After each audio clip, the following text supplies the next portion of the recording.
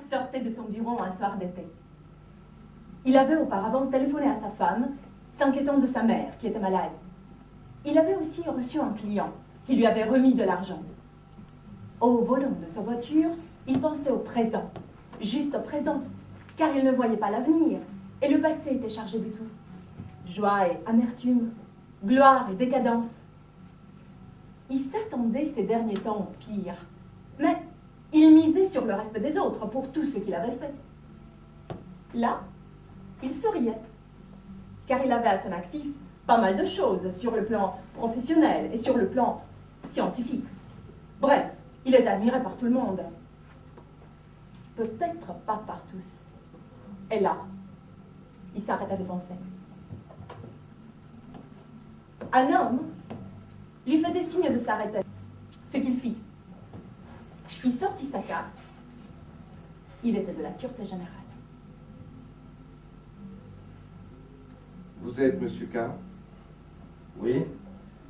Nous avons des ordres pour vous accompagner. Puis-je savoir où?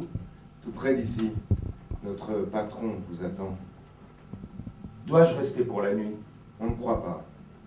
Il ne vous fera pas attendre. Est-ce que je pourrais prévenir ma famille? Vous le ferez de son bureau. Bon, on y va. Vous permettez?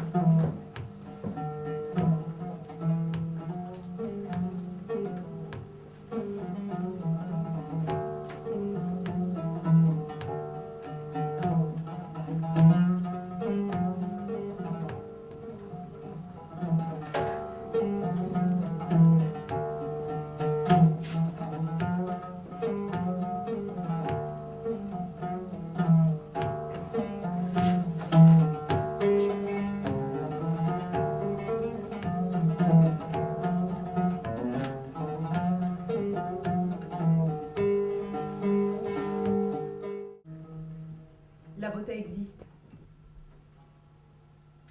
Mais pour la sentir, il faut être privé de quelque chose. Ou bien il faut endormir le côté perturbateur de notre esprit. Comment? Plusieurs moyens existent, comme le vin.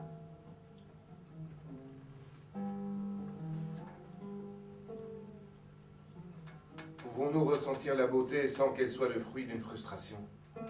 Je ne pense pas. Mais dans l'art, nous suivons des conventions. Donc ce qui est beau pourrait tout aussi bien être laid et inversement? Je vous donne un exemple. Un tableau vierge avec une tache au milieu peut être quelque chose de laid. Il peut aussi être plébiscité par la critique.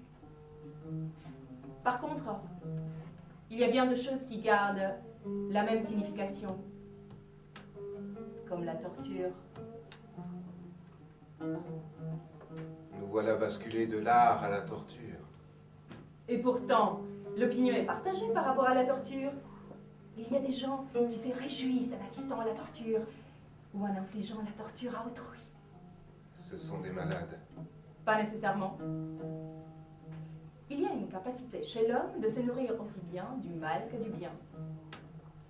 Mais il y a aussi un remède, d'atténuer tous les sentiments.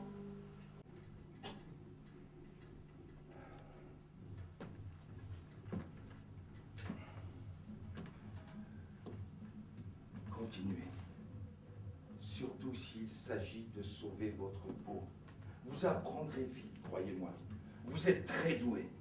Je ne suis pas en mesure de rentrer dans ce jeu-là. Acceptez. Vous n'avez pas le choix. Je ne veux pas risquer l'affection de ma femme et de mes enfants. Alors il ne fallait pas rentrer. Je refuse de jouer un jeu qui bouleversera ma vie. acceptez.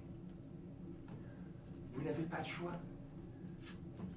Croyez-vous que votre femme vous aime? Comment osez-vous? Elle vous a toujours dominé. Appelez-vous ça aimer. Libérez votre talent. Tu as eu peur. Si j'ai eu peur. Sans blague. Même pendant nos vacances, je n'ai fait que des cauchemars. Quand je t'ai proposé de quitter le pays, tu m'as dit qu'on avait trop d'attaches ici. Tu as refusé. Partir risquait de tout détruire. Et ben voilà, je vais tout détruire. Et volontairement. C'est faux. C'est faux, c'est toi qui ne voulais pas partir. Tu es attaché à ta famille, à ta patrie, tu l'aimes ce pays. J'y reste à présent. Disons que je suis bloqué ici à perpétuité. Nous n'avons pas beaucoup de temps pour les explications. Comment vous sentez-vous? Quel est cet endroit? Et qu'est-ce que c'est que ce bâtiment? J'ai été très affligé par votre arrestation. Voilà. Vous êtes libre. Enfin, ils ont décidé de me libérer. Personne ne le sait encore, il y a un petit risque. Je vais vous emmener à l'aéroport. Mais pourquoi êtes-vous entré ici? Cela n'a jamais été votre vocation. Par la force des choses. Mais connaissez-vous quelqu'un qui ait une vocation particulière? Chacun est obligé de faire des choix dans sa vie. Souvenez-vous de votre position au syndicat. Était-ce votre vocation? Se porter l'avocat de nos confrères syndicalistes. Tout le monde était sidéré, y compris moi. Pourquoi cet homme si pacifiste s'acharne-t-il contre le pouvoir?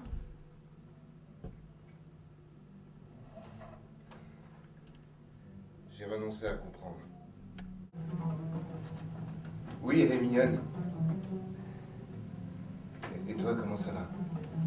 Le boulot? Oui, je sais, c'est fatigant, surtout avec l'écran. Écoute, je vais devoir m'absenter pour un long moment. Oui, une mission. Bien sûr que non, je ne t'appelle pas pour te dire ça. Je t'appelle pour te dire que tu me manques.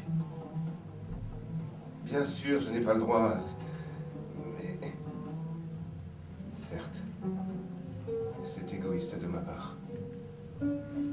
Excuse-moi, j'essaierai de ne plus t'appeler. J'avais juste envie d'entendre ta voix.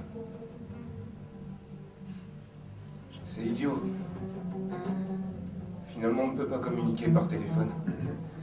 Bien qu'on espère toujours, et dès qu'on raccroche, on ressent encore plus de nostalgie.